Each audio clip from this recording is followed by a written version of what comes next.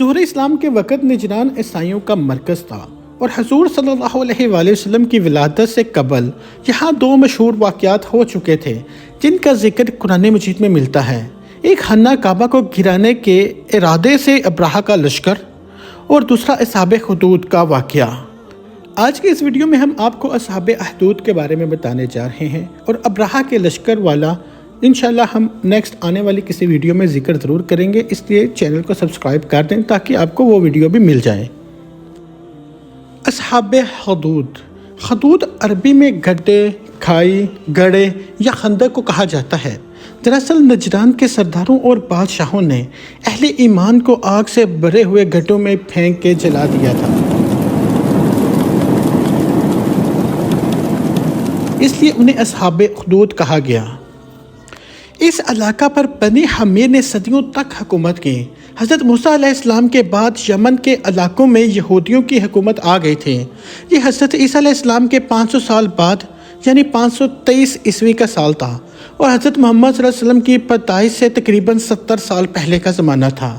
یہاں ایک بادشاہ کی حکومت تھی جس کا نام تھا ذوالنواد، جو حمیری نامی قبیلے سے تعلق رکھتا تھا۔ وہ یہودی ہو گیا تھا، اس کے ساتھ ہی اس کا پورا قبیلہ بھی یہودی ہو گیا تھا۔ اس نے اپنا نام یوسف رکھا۔ ایک دن محل میں موجود ایک جادوگر بادشاہ کے پاس گیا اور کہنے لگا، میں اب بہت بوڑھا ہو گیا ہوں، کسی وقت بھی مجھے موت آ سکتی ہے۔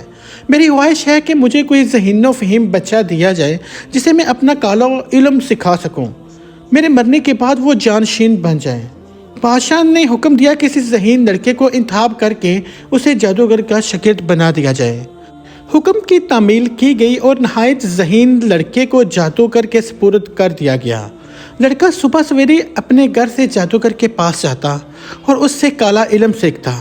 راستے میں ایک راہب کا ٹھکانہ تھا۔ ایک دن جب وہ راہب سے ملا تو اسے اس کی باتیں بہت اچھی لگیں۔ وہ راہب محمد اور حضرت عیسیٰ علیہ السلام کا پیروکار تھا۔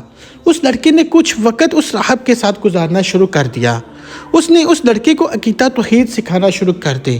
اس طرح وہ کالا علم بھی سیکھتا رہا اور راہب سے علم ربانی بھی حاصل کرتا رہا۔ کچھ عرصے بعد اسے یقین ہو گیا کہ جادوگر کا علم شیطان کا راستہ اور جبکہ راہب کا راستہ رحمان کا راستہ ہے اور حقیقتاً یہی صراط مستقیم ہے۔ وہ اکیلے رب کی پرستش کرنے لگا۔ ایک دن وہ لڑکا بازار میں جا رہا تھا، اس نے دیکھا کہ ایک بہت بڑے اور ایک خوفناک جانور نے لوگوں کا راستہ روکا ہوا ہے اور لوگ اس کی وجہ سے راستہ کراس نہیں کر پا رہے۔ لوگوں کی کافی تعداد وہاں موجود ہو گئی تھی۔ لڑکے نے دل میں سوچا کہ آج وقت ہے کہ میں دیکھوں گا کہ راہب کا معاملہ جادوگر سے بہتر ہے یا نہیں۔ اس نے ایک چھوٹا سا پتھر اٹھایا اور کہنے لگا، اے اللہ، اگر راہب کا معاملہ جادوگر کی نسبت زیادہ پسندیدہ اور راضی کرنے والا ہے تو اس جانور کو اس پتھر سے ہلاک کر دے تاکہ لوگوں کو راستہ مل جائے۔ یہ دعا مانگ کر اس نے اس خوفناک جانور کو پتھر دے مارا اور پتھر لگتے ہی وہ جانور ہلاک ہو گیا اور لوگوں کے لیے راستہ کھل گیا اور وہ آنے جانے لگ گئے۔ لڑکا بازار سے سیدھا راہب کے پاس چلا گیا اور راہب بہت خوش ہوا اور کہنے لگا کہ عنقریب اور یقیناً تم بہت سی آزمائش میں ڈالے جاؤ گے، اور اگر تم آزمائش میں ڈالے جاؤ اور تمہیں حکمران پریشان کریں تو ان کو میرے بارے میں بالکل مت بتانا۔ وقت گزرتا چلا گیا، لڑکے کی کرامات میں اضافہ ہوتا چلا گیا۔ اس لڑکے کے پاس اندھے، بہرے، کوڑ کے مریض آنے لگے اور وہ لڑکا دعا کرنے لگا اور وہ اللہ کے حکم سے صحت ہونے لگے۔ اس طرح اس کی شہرت بڑھتی چلی گئی۔ بادشاہی وقت کا ایک خاص درباری تھا، وہ آنکھوں کی بیماری میں مبتلا ہو گیا اور ایک دن نابینا ہو گیا۔ بادشاہ نے اس کا کافی علاج کروایا مگر کوئی فائدہ نہ ہوا۔ کسی نے اس لڑکے کے بارے میں بتایا کہ وہ بہت زیادہ تحفے تحائف لے کر اس لڑکے کے پاس پہنچ گیا۔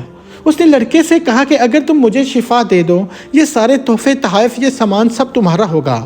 لڑکے نے جواب دیا، میں کسی کو شفا نہیں دے سکتا، شفا دینا صرف اللہ کا کام ہے۔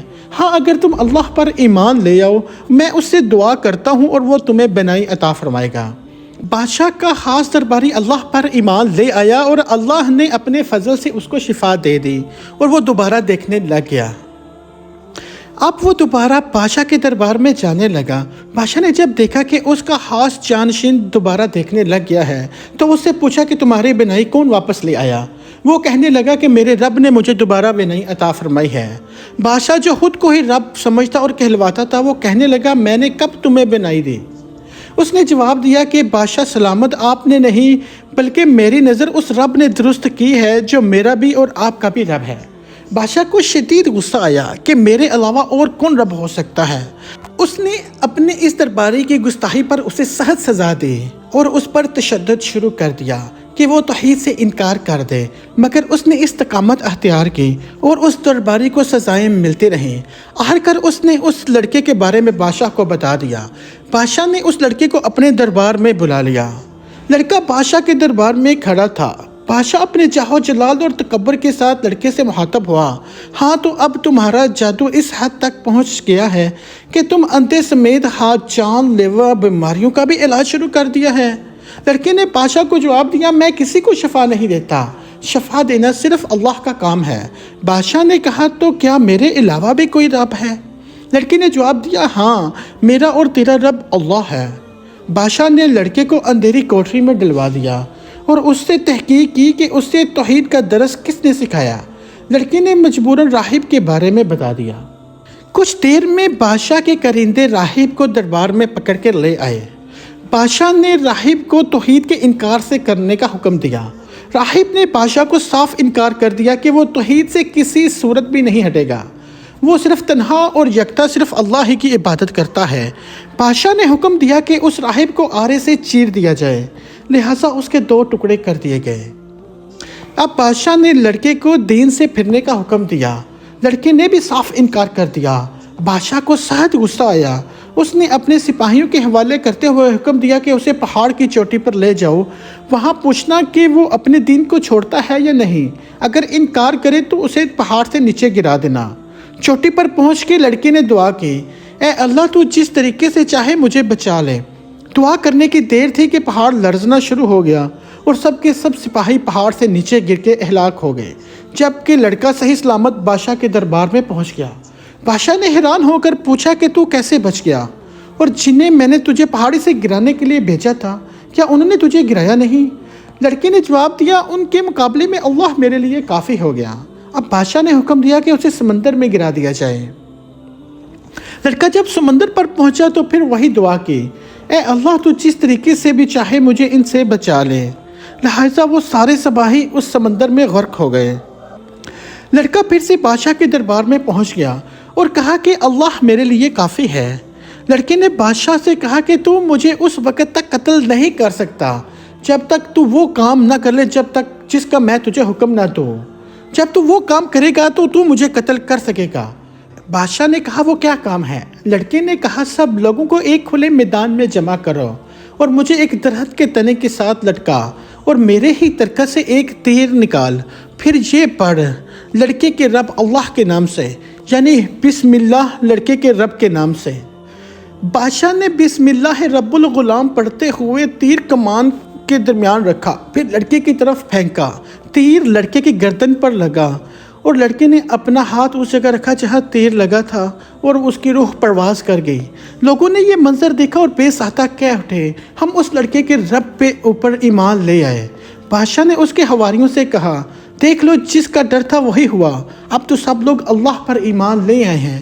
بادشاہ نے حکم دیا کہ تمام گلیوں کے دکانوں پر خندقیں کھود دی جائیں، ان میں آگ لگا دی جائے۔ بادشاہ نے کہا، جو اپنے نئے دین سے باز آ جائے تو اسے چھوڑ دو، ورنہ اسے اس آگ میں پھینک دو۔ لوگوں نے دوڑتے ہوئے ان خندقوں میں چھلانگ لگانی شروع کر دی، کچھ کو پھینکا دیا۔ ایک عورت اپنے چھوٹے سے دودھ پیتے ہوئے بچے کے ساتھ آئی تو اس ماں نے اپنے بچے کی طرف دیکھا، شاید وہ اپنے بچے کو دیکھ کے آگ میں گرنے سے گھبرانے لگی۔ تو اس وقت حکم خداوندی سے بچہ بول اٹھا کہ ماں صبر رکھ، تو حق پر ہے۔ یہ سن کر وہ عورت بچے سمیت آگ کے اندر کود گئی اور دنیا کی عارضی زندگی کے بدلے سیدھا جنت میں پہنچی اور اپنی ایک نہ ختم ہونے والی جنت کی زندگی میں پہنچ گئی۔